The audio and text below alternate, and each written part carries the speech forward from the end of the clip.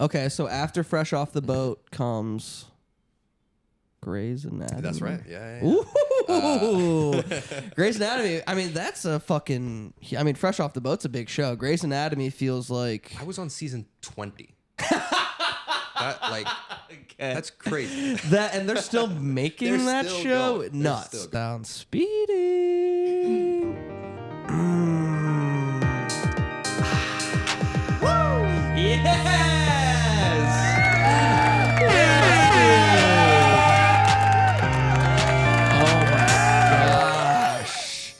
Welcome back to the show.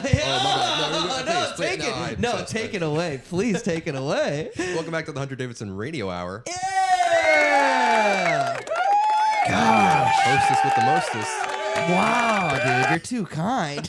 You gotta come back for more episodes, man. You're already my favorite guest. Gio Schwab. Is that how you pronounce it? That's how you got it. Wow, Gio Schwab on the show. It's nice to meet you, man.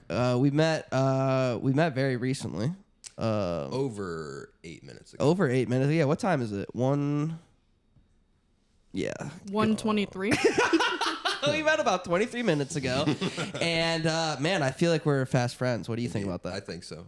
I don't want to jinx it, but I'm feeling it. Yeah. I guess we got a long hour to get through, but I think we're on a good pace, man. We're happy to have you on the show. Listen, here's the thing.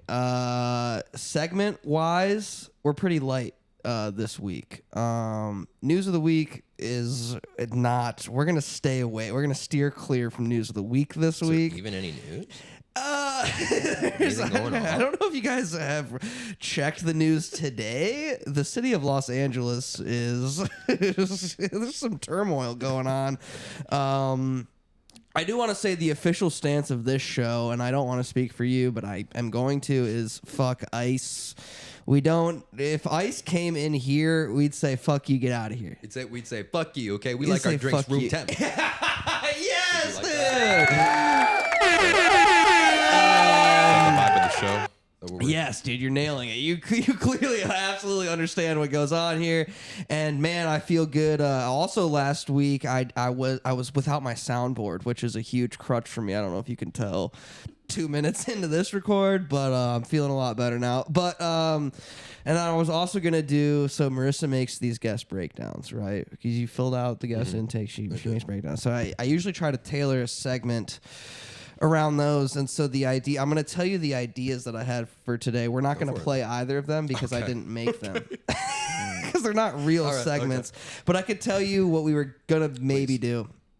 The first one was called the Geography Bee. I'm into it. Yeah, because a Geography Bee, from what I understand. Oh, is that what that was?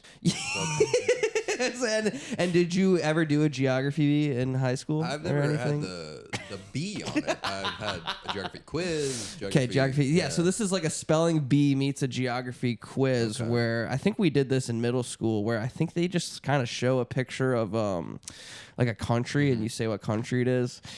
I didn't think that would be a very good pot, and it was a pun on your name, obviously, and that's where that bit ended. So we're not going to do that. And then the second idea was Gio Schwab's investments. Okay.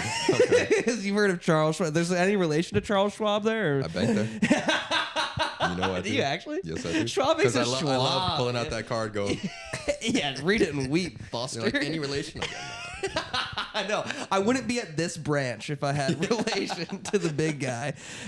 So yeah, that would have been, I think, mostly a stock market segment, which like nobody gives a shit about that. Yeah, I would have felt quite pressured to make it funny. Yeah. I don't know if I mean, I'm like at geography. Oh, really? You know, what's some modern Middle East classes. Cool. Well, that's actually also perfect, because we were also going to solve sort of the conflict. Right, and I had a lot of ideas. No, Gio, we're going to throw it back to basics a little bit this episode, because I'm becoming a big fan of you very fast right now. But I want to figure out how you got on this couch, because most of the guests that come on the show, as you may have inferred, are people that I've known closely for many, many years. That's not the case with you. No.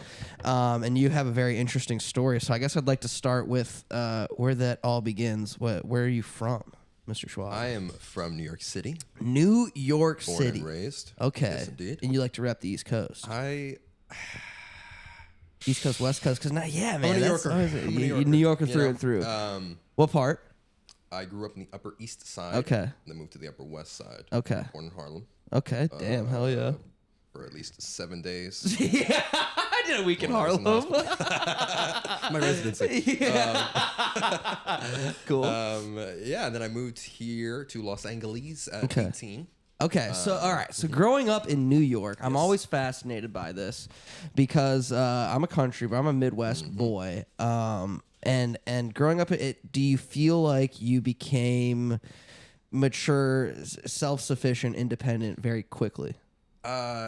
In some ways. I mean, we talked about this a little bit where, like, I did not need a car growing up. Right. You know, so I did not learn how to drive until I was 23, 24. But, like... And you learned to drive in Los Angeles, which is insane. Yeah. Some say I never learned how to drive. But, like...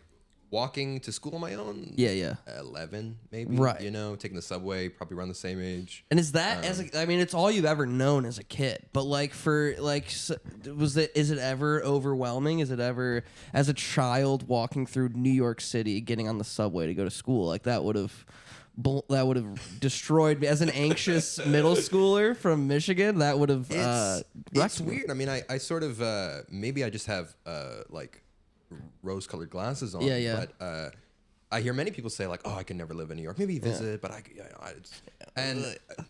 statistically, maybe it is dangerous. But like that was never. I don't know. It's right, and it's all as a child, it just never felt any more than anything else. And when it's all you've ever known, I guess that makes sense. Yeah. Okay, it was there was sort of just senses instilled in you about being aware of your surroundings. Like don't be an idiot when you're walking around. That makes sense. But I do carry some of that, like, and I never thought of that as being cold. I didn't know that New Yorkers had a reputation until I moved here, and like if somebody will try to like hand me a pamphlet, it's like just fuck you. You just walk through it. You're not in my world right now. And I thought that was just how that's just how you talk to people. Yeah. Well, that was one thing I also remember visiting New York and really any big city with my parents, with my mom especially as a kid, is she wants to talk to everybody. She wants to make conversation with everybody. She's even when she visited here for the first time, just getting on the elevator, she wants to talk to everyone. I was like, Mom, these like people don't really. She's like, well, maybe if everyone just talked to each other a little bit, maybe the world would just be. And I'm just like, Mom, nobody wants to talk to you. It's weird. I think like part of the way that reputation was created in the city is because of population density. I feel like everybody is on top of each other, and when you ride the subway or the bus or whatever, you're shoulder to shoulder, and so minding your own business is actually a considerate thing, because it's like, hey, look, you're doing your thing, and I don't want to be, bothering. It's just like that's actually nice. Just mind my own space. I like that. Yeah, but I do like that. Here, I think I'm used to saying hello to people in the elevator. Right. Or the white guy. Smile, what's up, man? Here, like I've said hello to neighbors, and they just. Yeah, this is a strange city. I've noticed. I don't know what that is. I've noticed it seems that everybody seems to be on some kind of substance all the time. Whether it's like, if it's not, hard drugs, it's some like crazy health supplement that effectively changes your brain chemistry. Like everybody is doing something insane, myself included. But all right, we're straying from the topic. Let's not talk about that.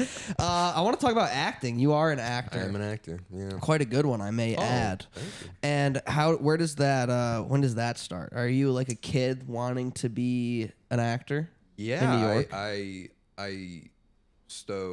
the answer, nepotism.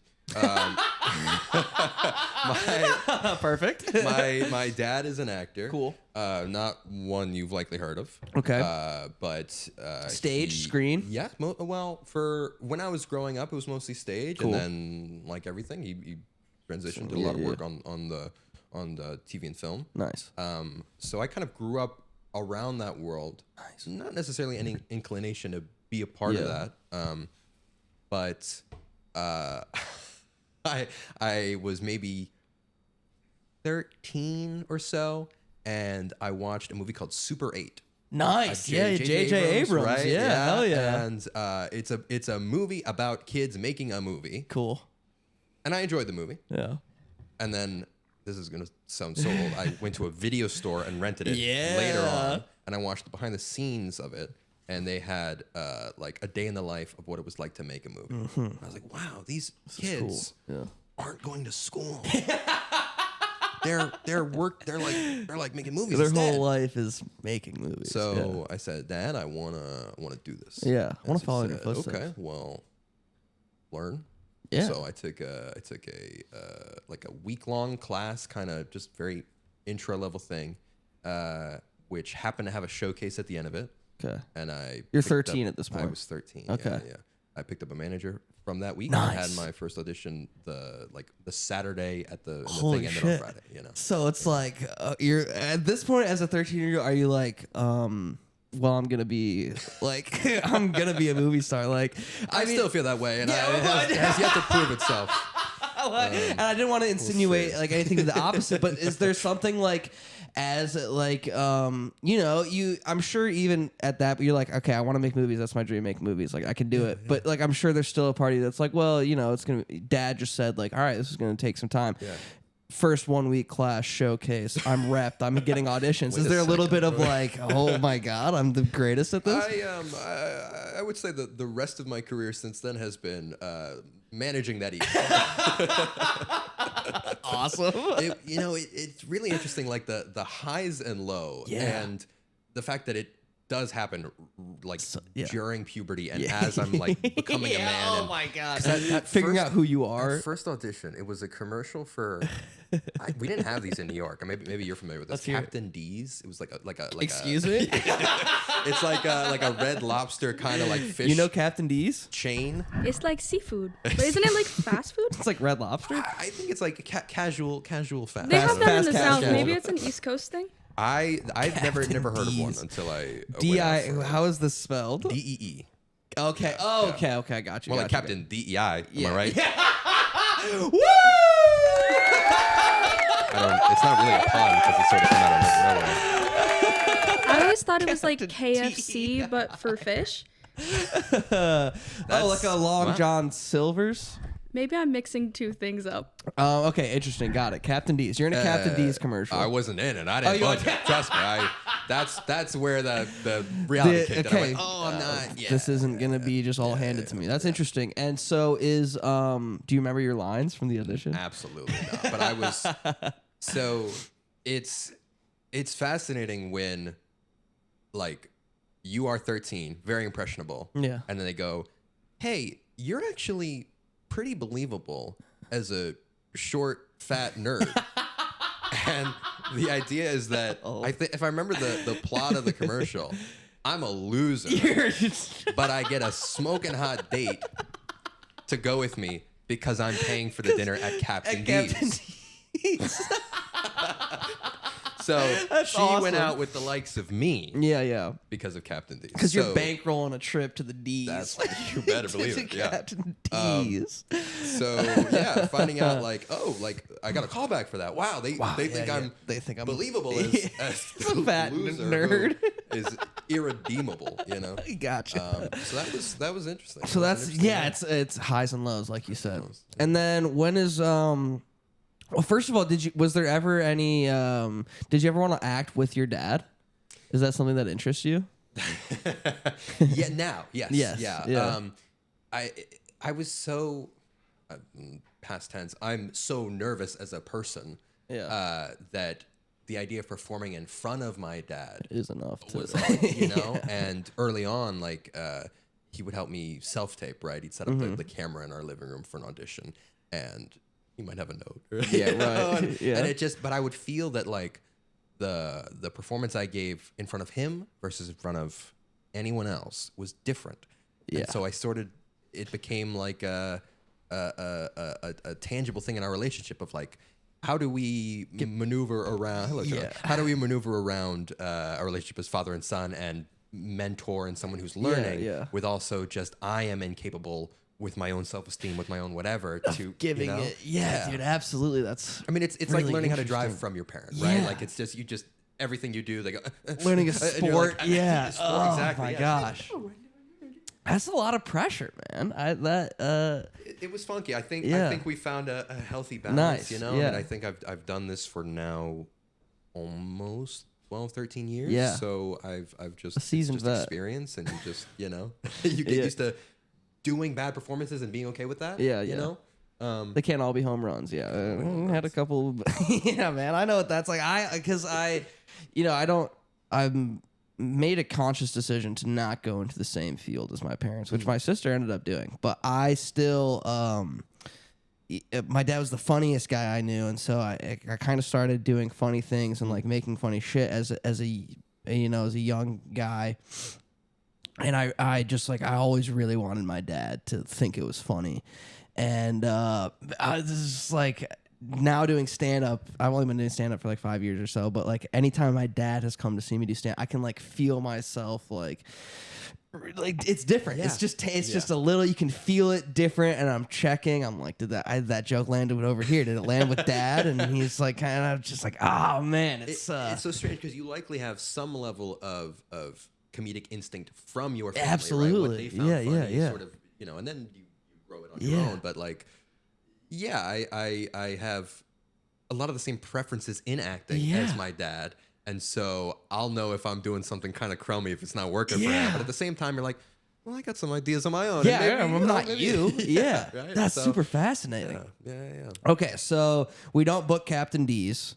What's the first project? First thing I booked, I did I was maybe 14. Okay. And I did a short film in Pittsburgh. Okay. Where I played a loser. I don't know if you get that, but once again, short, fat, bad hair, thick glasses.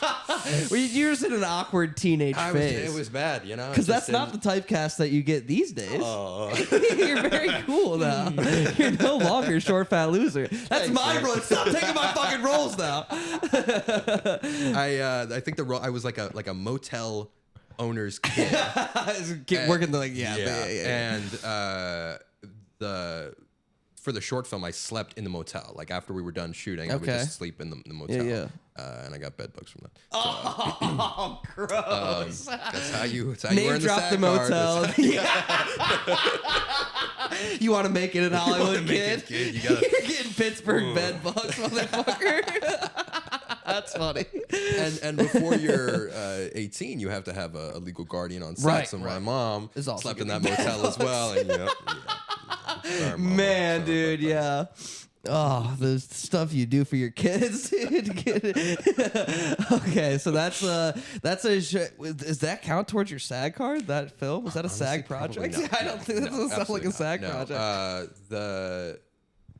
You want to get into SAG legal work? Yeah. The first like legit project I did was a ABC sitcom called Fresh Off the Boat. Okay. And I was I'm gonna reveal a lie that I told to get that job.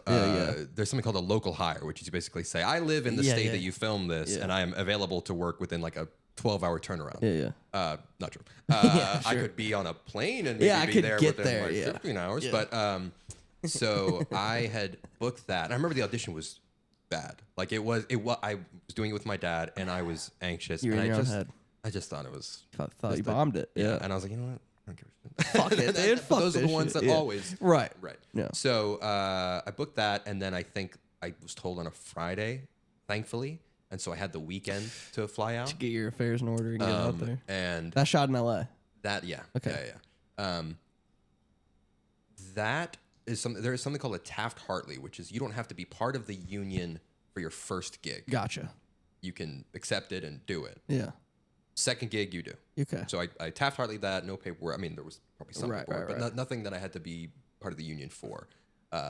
They brought me back for that show a couple more times, and by that point, I had joined the union. Okay. Yeah. And so they brought you back for this show because you I got that Captain D's aura. They like what they had. D's auras. But you're like, was your like, is it a thing where like, okay, we wrote these 2-bit parts for, because I've seen screenshots of your character. I saw episodes. I saw you in a football outfit. Yes. Yeah. So so is this a character that they just write as like, okay, we just need this character here, and then you show up, and then they're like, oh shit, we should bring this kid back?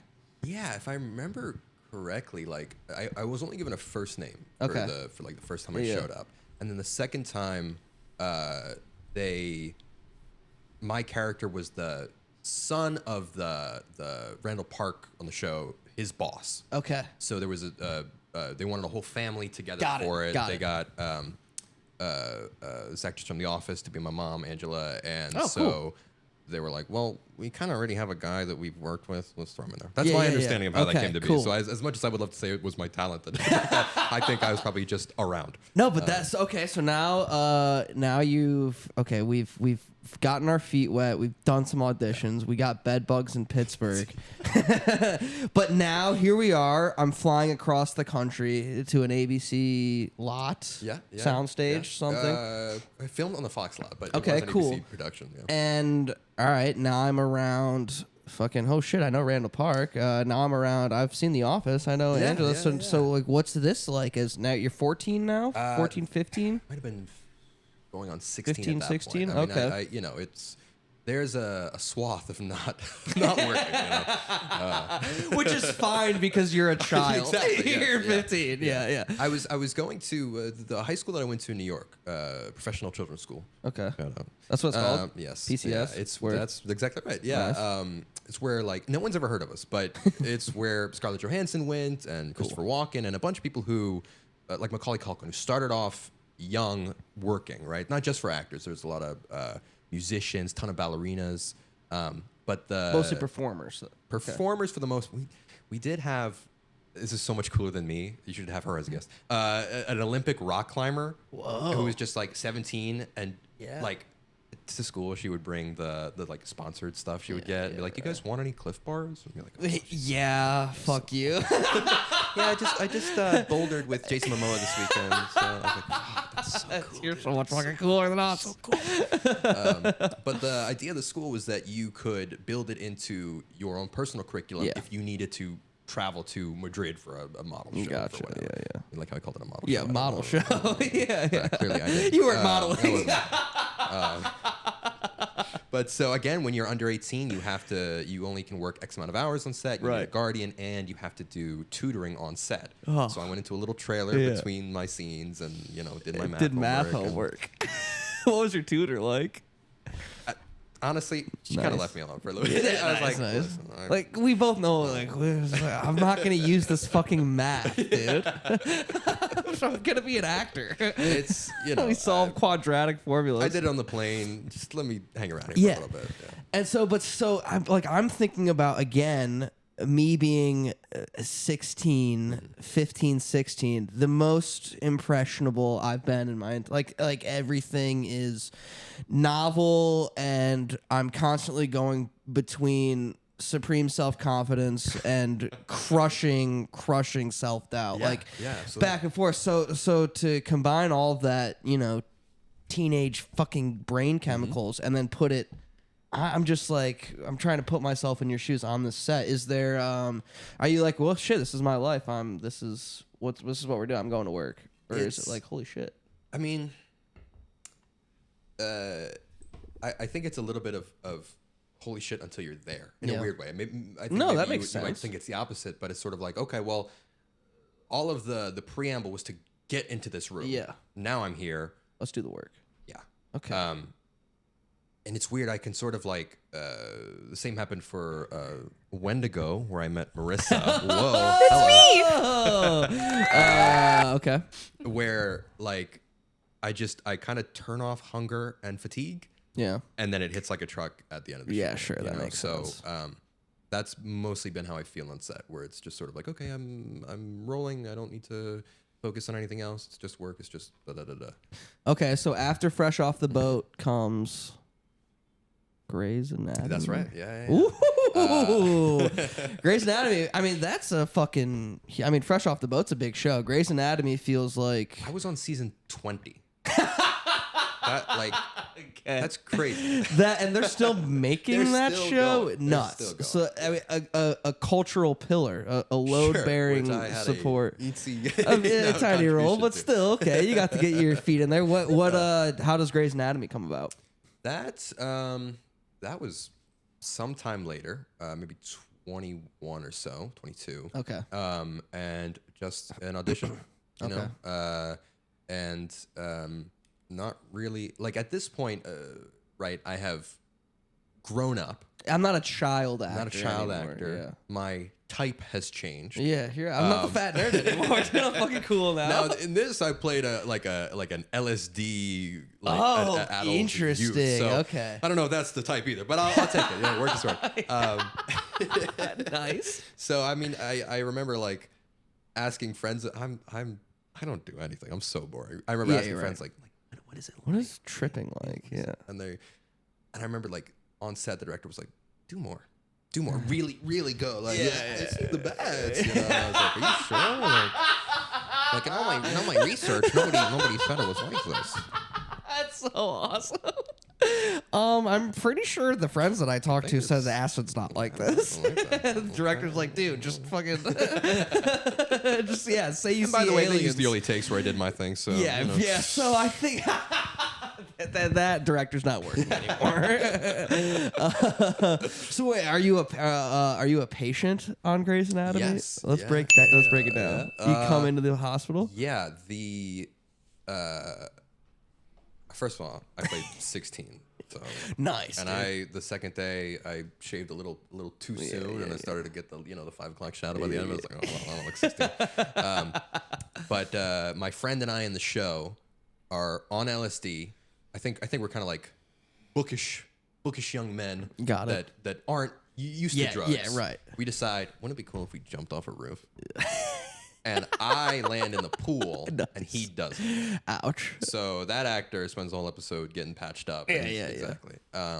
I'm okay, but I'm still You're still high. tripping. Yes. Okay. So they lose me in the hospital. So No, I'm just that's wandering fun. around, and then I end up. I have a little stunt scene where I climb on top of an ambulance and I jump off onto some of the series writers. Fuck yeah. So they. I'll say it looks a lot scarier when you're there. Yeah. Because at first you're like, maybe this isn't that Paul. And then you're on and you're like, Holy shit. And you're doing the stunt. well, so they had a stuntman for me, but I go up there and they harness me in. There's a guy also on the ambulance. The whole ceiling is green screen, by the way. It's an indoor production. A guy who just has my full body weight on a rope, and he's just ready in case I just keel over. Bite it. You know? Yeah. So I say my lines. I jump up, and then they get literally the coolest guy. Yeah. His name is Maverick, by the way. My stunt double's name is Maverick. Damn. He gets up there, better looking than me. Which Yeah, really of cool course. guy. Yeah. Does the jump out. Yeah. And then that's, he's got the glory. Stunt guys there. are so cool, God though. bless. Yeah. Well, you got the glory. Sure. Yeah, I'll take glory. That's awesome. And then, are like Grey's Anatomy, are you like a fan of that show at all? Or What's up? Just do you like Grey's Anatomy as a show? Or? For sure. Okay, cool. And I'm so grateful for their employment. Yeah. I had a really wonderful time on the show, and everyone was really cool. And to do something for 25 seasons, unreal. right? And they were such a well-oiled machine, and somehow they have new medical content every week. Like that's insane. You would assume that they have gone through it all at this point. Well, COVID came around, and we'll cut that. We cut any mention of that because I don't think it's real. Do you think there's a world where like they bring that character back? They're like he turned his life around and maybe became a doctor. Wow. You want to represent me? Yeah, dude. I think I could. You know what? Yeah, I think season 30 they should bring in a new round of young doctors. Yes. And dude. my sob story was after that fateful day, I appreciated doctors more. Yeah. Wait. Yeah. Because wait. So hold on. Spoilers for this episode. You jump off. Okay. Yeah. I was gonna say. Holy shit. You jump off this crane and then you said you land on series regulars. Yeah. So. That's awesome. I land on there. Well, so I'm gonna land on a pregnant woman. Oh no! And the doctors get her out of there. It's awesome. Before I land.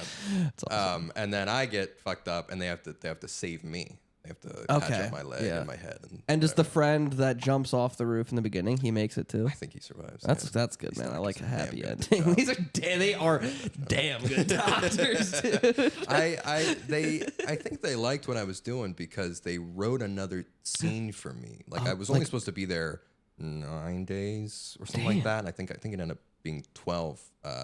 And so they wrote a tiny little scene at the end where I apologized to the father of my friend. Cool. About the LSD. It was your idea to take the LSD. Well, that's got to feel good to be on set and they're adding scenes for you.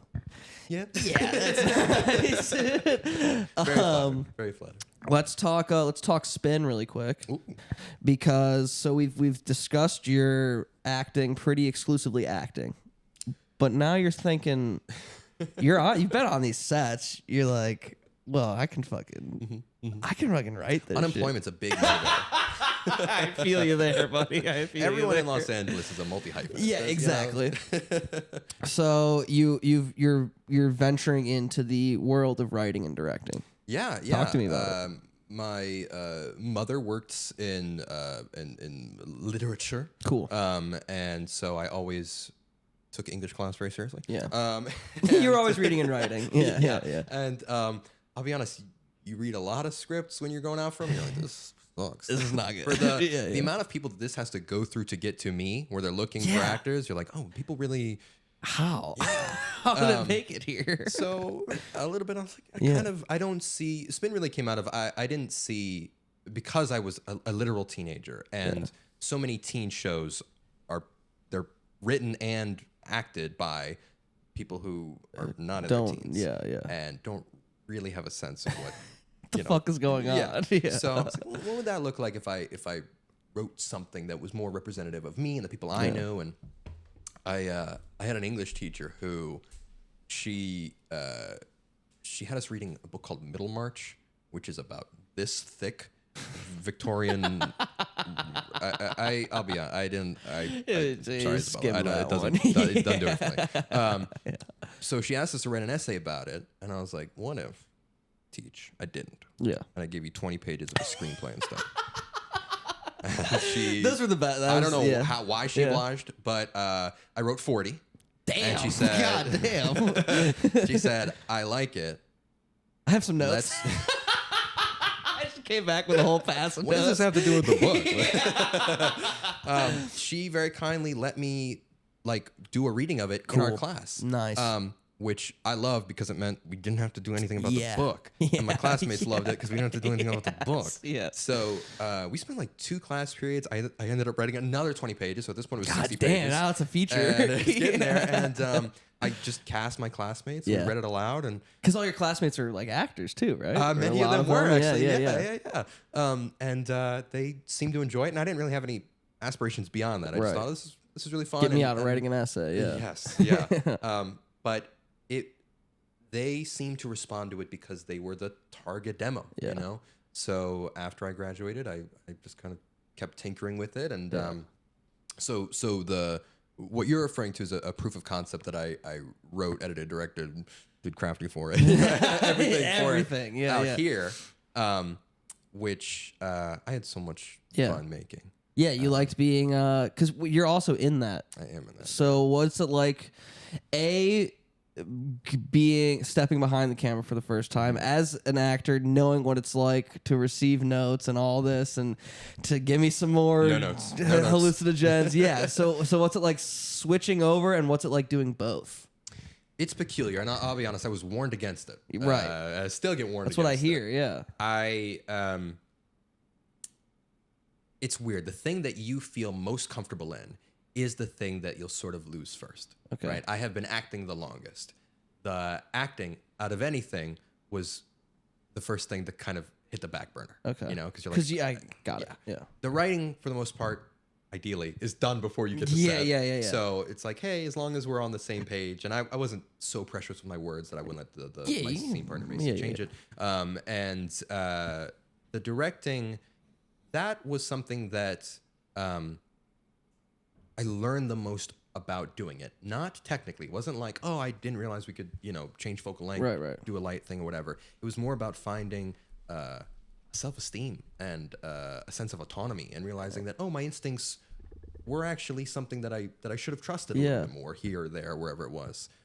You had a vision for this thing, and I should have confidence in it because this is my fucking thing. Exactly. Yeah. And then, of course, finding the balance in collaboration because it is a collaboration. Talking right? with actors. They say there's 3 movies, right? There's the one you incept, there's the one that you make on the day, and then there's one you edit. Yeah. So not being precious with, hey, I kind of sort of envisioned it absolutely this way. I look here and a line here, and then somebody goes in and goes, well, what if we add a movement to that? What if what if she steps into that line, right? And then it becomes something else, and that's okay. Yeah, that's all right. Sometimes it's better. Sometimes it's just good, equally indifferent. That's interesting, and I always felt like I've had very limited experience with like actual acting, but I've always like the acting that I have done. It's like I really love when a director is also an actor and is like.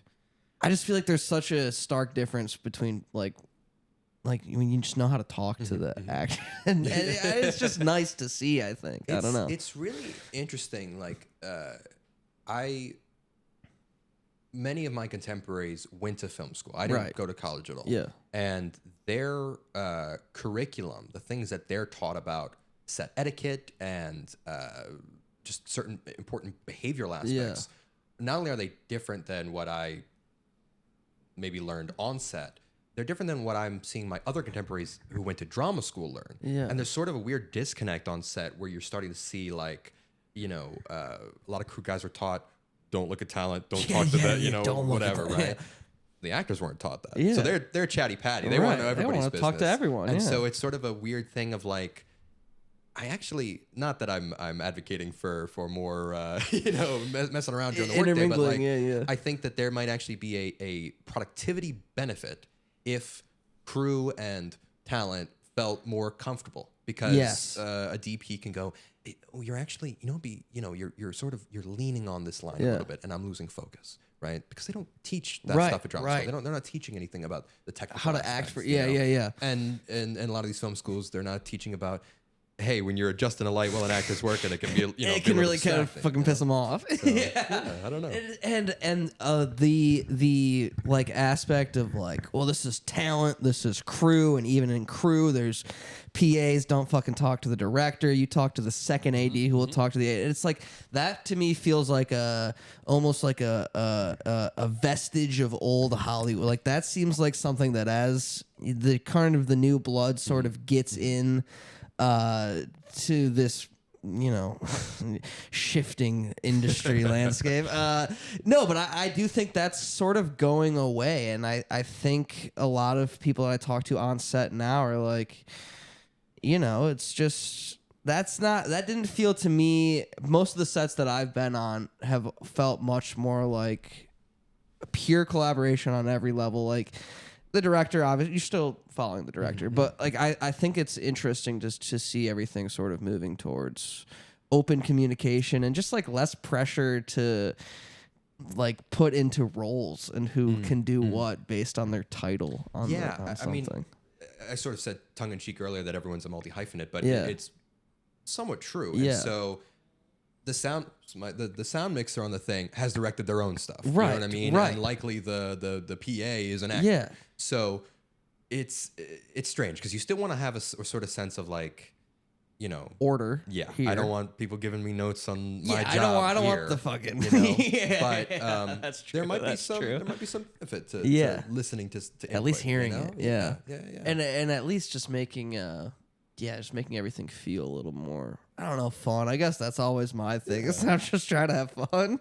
Do you feel like because I've dabbled in stand up and that's about as much as I can say. Do you feel that it's it feels very insular? Do you feel like you have any collaborative aspect in that, or is that something you're looking for? Very little. I also felt, and it's getting better now, when I first came out, well, actually in Ann Arbor too, when I started, I sort of felt, and I could never tell if it was me reading too far into something, but I felt always like an outsider, but I think every stand-up to some degree feels like an outsider a little bit, or standoffish to other people. I'm like almost always one of the younger people at places I perform, and I've always felt like I don't know what it is, bitterness, ego. It is, and I think I could also be projecting onto it.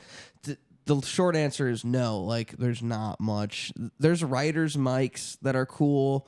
There's certainly a bunch of friendly, kind comics out there that actually do want to talk to you and want to be like, hey, I really liked that premise. I just have like a thought, like this could work as a tag, this could work as a punchline. That's always fun. It's always fun to riff with those people. But for the large part, it does feel very much like every man for themselves. Like, you're fucking.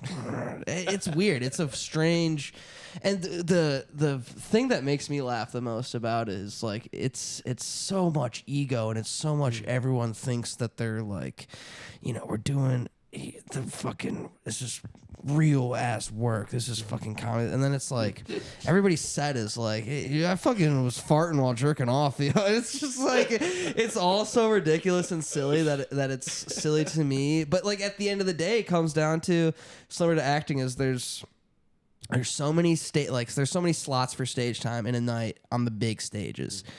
And so as fun and collaborative as it all can be, at the end of the day, it really boils down to there's 20,000 comedians in this city looking to get like the 42 spots per night at the three major clubs. And so when you look at it like that, you see how it happens where everyone, whether they're doing it consciously or not, turns into like a little bit of like, well, fuck you and don't talk to me. I don't know. Yeah, I mean, that very same premise is for auditioning, right? And it's a countrywide thing, right? And there's many wonderful things about the fact that we've sort of decentralized auditioning, right? That you can audition from anywhere and potentially even book from anywhere, But yeah, you're seeing a big pipeline funnel down into a very, very few opportunities. Yeah, and it's nice that you have a little jump start on that. You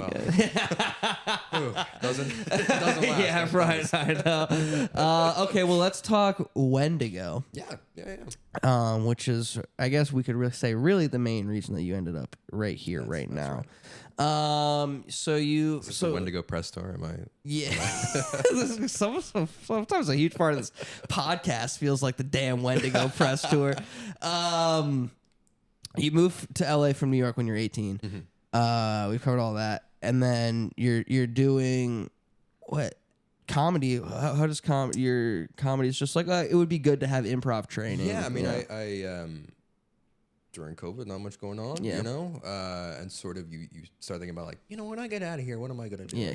I took some stand up and I realized I wasn't competing with 20,000. And I thought, improv's maybe a little bit closer to what I do, and I had never on Fresh Off the Boat. Actually, there's some really great improv comics on that, and I hadn't really trained in any of that, so I sort of just I could talk, I could say but I didn't know any structure or anything like that. So I started taking classes at Upright Citizens Brigade, and then ended up going through the program there, and then I'll connect the dots to Wendigo here. I met some lovely people there, including Max Dominguez, who is a writer on this. There we go. Max Dominguez, friend of the show, friend of the program, and friend to you. Well, yes. And Max is a writer on Wendigo, which is this short horror proof of concept, which producer extraordinaire Marissa. Yes, Marissa and Dunn. I met on. I was an actor in this. Marissa was Yeah, she's okay. And I watch your language right, there, okay. sir. No, the rest of the episode's about to be cut. Yeah, right. I think I said something about, hey, how do, because we have many people, mutual friends. Yes. And I was like, what's the deal with this pug? There's many podcast friends I'm of the seeing? show on the set of Wendigo. There was like 6 former guests of the show. Yeah. And little did I know, I was talking to the producer, of the show. Yeah. So you said, how do I get on this damn how do I pug get on this damn podcast? pug podcast? Because you're also you've had many love pugs in pugs, your life. You're a lover of pugs, which Charlie recognized right away. He's adorable. He is a sweet girl. And you shared the screen with Rex Rubenstein. That's right. That's right. And what's your sort of opinion on that guy? Bad, don't like him. Yeah, Okay. sweet, kind of a piece of shit. He's a Knicks fan. Oh yes, yeah. You're a Knicks fan? Yeah. You know, when I Sure. need to be. Yeah. When I need to be. Gotcha. He claims New York, but he's from He's Vermont, not from New so York. I was born in the city. We'll allow it. We'll allow it. He's like- Rex is super cool. Yeah, Very he's a cool. funny guy. Oh, I completely lost my train of thought. I'm sorry. I have a question actually. Yeah, please. Okay, actually that pertains. When we were on Set Gio, Yes. I walked up to you to just have a chat one time, and you said that every time I walk up to you, you get nervous because I'm going to tell you something bad, and I would like you to expand on that, please. Okay. So, remember earlier when I said that sets should be like, Yes, no, yes, it shouldn't yeah, be. Marissa yeah. should not talk to me. Yeah, I'm tired. don't. Please don't. You shouldn't look at me. Yeah. Just general anxiety. Nervous at all you times. You approach people with aggressive energy. I never did that to Gio, to be fair. I was so nice to him. You should have seen it. Yesterday, our neighbors across the hall were having a birthday party. Marissa walked into the apartment and within 2 minutes was yelling at the host. You didn't say hi to me. You ignored me the whole time I've been here. She's like, you just got here. I was getting a drink. That was fucked up. I was like, oh my God, Marissa. You've been here for 2 minutes. To So be that's- fair, it's like a friend I've known It's a for close like friend of 4 yours. years. It's a close friend of yours. It's still an insane way to enter someone's apartment and could partially explain why somebody might have anxiety to see you walking up to them fast. I think I was more concerned about moving things on set, and that I was gonna get told like, I put that teapot there. Yeah. Like, don't put the teapot. Okay. I had everything numbered and set out in a diagram. I know, I heard. I had 3 charts. I heard. All right. So Wendigo and Bree Losi. How does you met Bree through Max? Max is the connector here. Max is the gateway drug to getting to fucked up much of my with network. Michigan people. Yeah, go blue. Yeah, man. And Bree was one of the producers on Wendigo, and yes, Yeah, and so you know something? I'm gonna what's give up? Max more of a boost than I should. Max is responsible for me meeting my girlfriend. Oh no way! Yes. Through improv? No, thank God. Yes, dude. I went to a Halloween party that he invited me to. But not the Fuller one, or it was the Fuller one. It was not the full one. Okay. No. I think I do. I think I remember him being at a different party that night. 100%. That's cool. What's your girlfriend like? Clearly ran out of my prepared questions. She's lovely. She's cool. Lovely. Her name is Isabella. She has a name. Cool. Isabella. And Actor? In the film industry? does some acting. I would say cool. mostly writing. She's a podcast empress. No way. Yeah. She has one? Yeah. Hell yeah. Many. Well, What's it? in production. Yeah. What are they? What's the deal? with them? Breakaway. Breakaway. On all platforms Oh wait, now. the hockey one. That's right. Okay, wait. Which Lance was Lance was helping director for an directing episode. that. That's right. Yeah. And Max is a character in the show. He voices a character. Wow, really? Yeah, check that out. I'm dude. not Shout involved. out Well, Rick. don't check it out because I'm not involved yeah, at you're all. not in That was there, before yeah. we met. So, so fuck no free advertising. Breakaway, all platforms. Yeah, well, I heard you're developing a sort of an audio project. That's right. Let's talk about that. She and I are in development. You like how I said that? Yeah, I do. On a scripted show right now, an audio drama, if you will. Yeah. About a blind man who was the sole witness to a murder. Cool. But Wait, I like that. Guys, he's blind. Yeah, he didn't see it. How did he? Wait, he heard it? He's an ear witness. Okay. Wait, that's cool. There is a lot of cool moving parts in it. Yeah. Very exciting. There's nothing to plug right now. Yeah, we're still in open development casting on it, but, call, or do you have sort of parts figured out? let's talk off camera. But it's really exciting. And it's cool. Yeah. Well, let's see what else, man. What else is going on? What's going on in your life? My life, dude. I slept funny. My neck, I can't fully.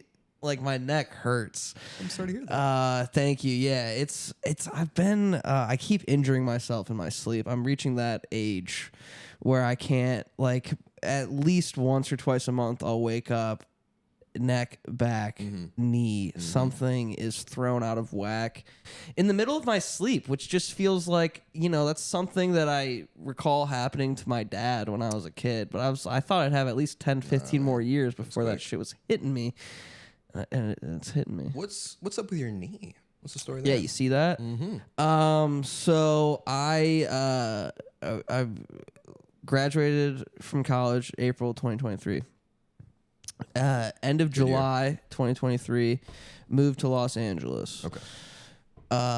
Immediately upon arriving in Los Angeles, moved out here middle of a strike. Immediately car completely dies, hurricane strikes LA, and I tear my ACL meniscus and fracture a bone playing basketball in my knee. So that was like, holy shit. With the joke I like to tell on stage is like, God was like, don't fucking move home, dude, move home. Find something else to do with your life. And so I walked around on it completely fucked up for about 4 months. I was like, yeah, I think it's just sprained. I'll ice it, Yeah. And it was not sprained. It was it took me a few months to get it. It took a while to find because how the fucking healthcare in this country is fucked up. Yeah, have you heard about this? How insurance is bad, and so it finally got an MRI. They're like, dude, you've been walking on this for months? And I was like, yeah. They're like, you can't. You just can't do that. So a couple months after that, I made sure to schedule the surgery after Michigan's Rose Bowl game against Alabama. I'm not going to fucking miss that game, dude. And I have no regrets about that.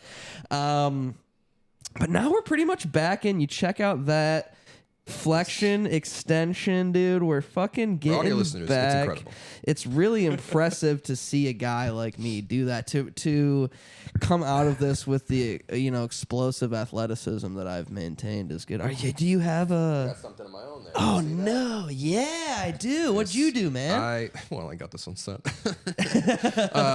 I jumped over a fence in Central Park like a moron. Oh, on set. Yeah, it was foolish. I wasn't even acting. I was directing it, and I was a damn fool. Took a shortcut. What was the diagnosis? Stupid. Like, why did you do that? It was not a tall fence. It was a chain link fence, and I did like a one-handed like you ever seen Hot Fuzz where he jumps over the wooden fence? Like I tried to do that, and then caught it on the fence. Okay, so that's a scar from the fence. Yes. Oh, yeah, so then God. they gave me some stitches on that. And what's the It was a week before I traveled internationally. It's like, and when something like that happens, and it happens, and then you're looking at it, and you're like, oh, fuck, dude. Fucking God damn it. Yeah. You know something worse? It was, yeah. I was open. I could see into my knee. Yeah, man. And it was before, blood had rushed to the tissue. Yeah. So it was I'm looking at no. Nightmare. So anyway, thanks for having me on. I hope you like. We are coming up on it. I'm trying to think if there's anything else fun we can. Mercer, you got anything Did interesting? you ask him if he played any sports? Yeah, did you play any sports in like high school? Did professional children's school have sports? We didn't have a locker room. No. I did in middle school. I played baseball and basketball. Nice. I decided I would be better off as the mascot. Is that what you did? Yes. The problem is that I told everyone that I was the mascot, and I got really nervous, which is a me thing now. Seems to be. And so I went out to the center of the court, but I was like, "Oh no, it's me! I've lost the anonymity of the mask and the whole part of it." Yeah. And then I played football on TV. So yeah, that counts, dude. That does count. What was your mascot? What were you dressed up? Timberwolf. Oh, that's kind of a fun one. The PCS Timberwolves. This was for middle. This was even before that. Okay. That's interesting. Shit, come on, you got something else? What would you say your hand-eye coordination is like? You guys drafting? That's my business. We're building out a team. We're assembling a team. Poor. Got it. Well, there is. I can get water if you guys want. Like, you'd be a good team manager. Dude, you've never seen anybody hold a clipboard. I can draw up plays, dude. Don't worry about it. What's your weekend look like? Go ahead. No, go ahead, dude. That's what I like about you. You ask the hard-hitting questions. I was worried about a lull, so I brought some prop comedy. Fuck yes, dude. Thank God. It's just notes. Oh, cool. Just in case I wanted to take copious notes. I wrote your name. Whoa, cool. Hunter, he, him, question mark. Yeah, we'll say for now. We'll say yeah. Marissa. Producer. Yes. Yep. Cool, dude. These are great notes. Charlie the dog. Yeah. That is you. In case you forget. The rest are blank. In case I want to take notes. In case we want to figure this out. Yeah. I mean, what have you thought about everything that we have going on here?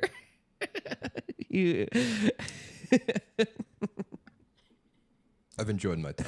Yeah, that's good. I am concerned about whether or not this ranks better than any of the 5 that Rex has been on. Way better, dude. Way better.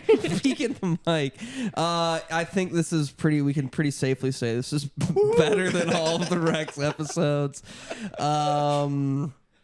I'd like to get you two on at the same time. That might be too. Did you hear Rex's theory that he thinks his episodes haven't done well because he's too hot? He thinks it's off-putting to the general public to see a hot guy like him on the show, and I'd like to test that theory with this episode. You're a pretty good-looking guy, and if we paired you two up, I'd think that could be interesting to see what would happen. When Wendigo is ready to come out. We're gonna give more press to this thing. Okay, whatever, man. Whatever. I imagine it's like Bruce Wayne and Batman in the same room. Like, yeah, that's true. You don't even know, dude. Okay. Well, I just am now remembering another thing that was on the guest breakdown sheet. I heard you were up for Spider-Man. Is that true? How true is that? I was up for the movie Spider-Man. Okay. Got it. Yeah, somewhere in between. Fat, slovenly, glasses, bowl cut kid. Yeah. And the cool Hulk. Yeah. I was 15, and I had a boatload of auditions for an untitled Marvel project. Okay. I'm a huge comic book fan. Nice. I knew immediately what it was. Yeah. Disney flew me after third audition. Flew me to Los Angeles to screen test for Spider-Man: Homecoming. Cool. Dude. So I worked with the director John Watts and Tom Holland for the day, and it was as magical as an experience. Wait, so what was clearly I didn't get it, or you wouldn't know who I am. Yeah. Wait, what was the? What were you up for? Flash? I was up for Ned. No way. The best friend. Yeah, wow. Yeah, which went to Jacob Batalon, who is right. Pretty right for that. Yeah. He Did crushed that. Really. Wow, that's fascinating. So I guess, we're big comic book fans in this house as well. Who are your favorite kind of characters? I'm a Flash guy, the Flash. The DC. Flash, yeah. But there was nothing like the research process that I went into for studying for that role was just going to the comic store. Yeah, and be like, I get to buy all the Spider-Man I want. Yeah.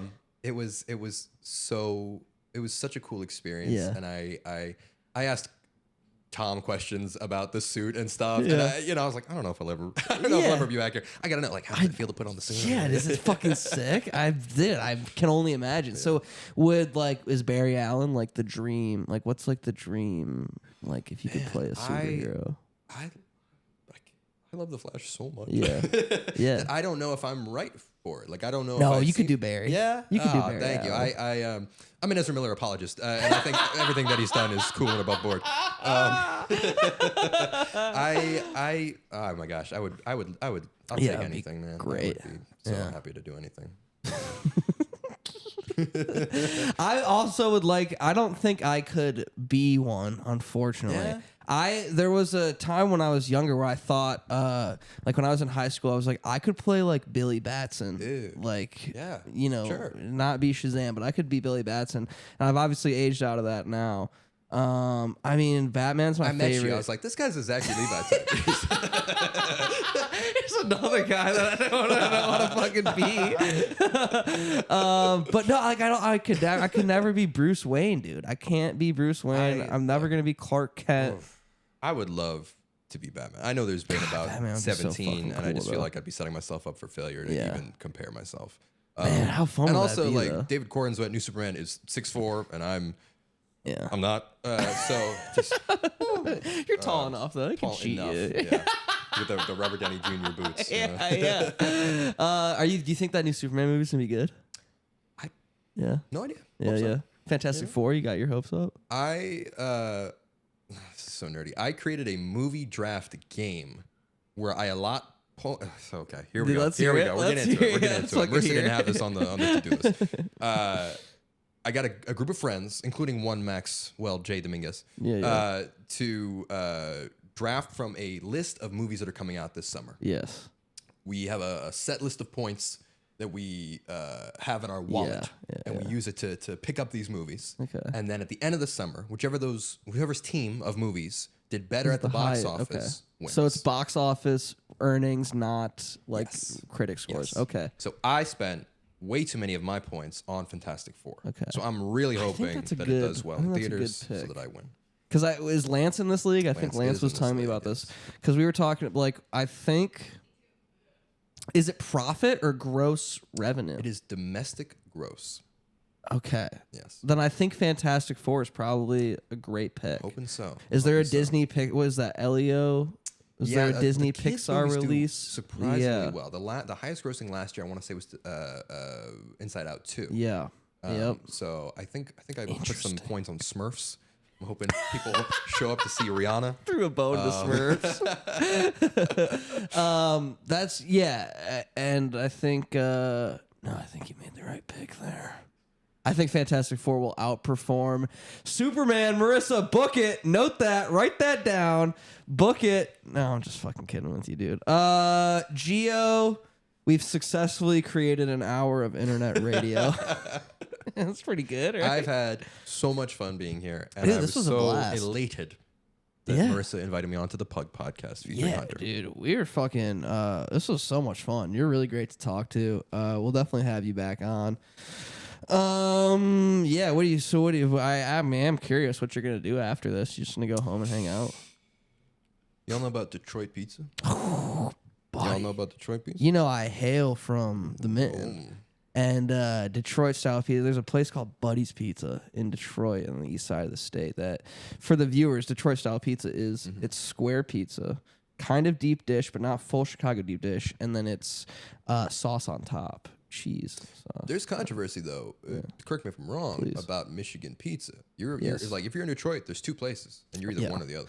Yep, correct. And because there's also but the other style is gross. The real Detroit pizza is the square. Every slice is a corner slice, so you always getting crunchy corner, sauce on top. Personally, dude, I'm a New York guy, but you're saying you're gonna hit up Detroit Pizza. What is it? Detroit Pizza. There's a place called Detroit Pizza. Yeah. That sounds good. I don't know what I'm gonna eat for lunch.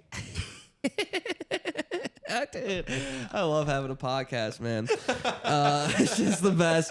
Gio, where can the people find you on the internet? I am at Flash Gio everywhere. Nice. Yeah. And is that because you like the Flash?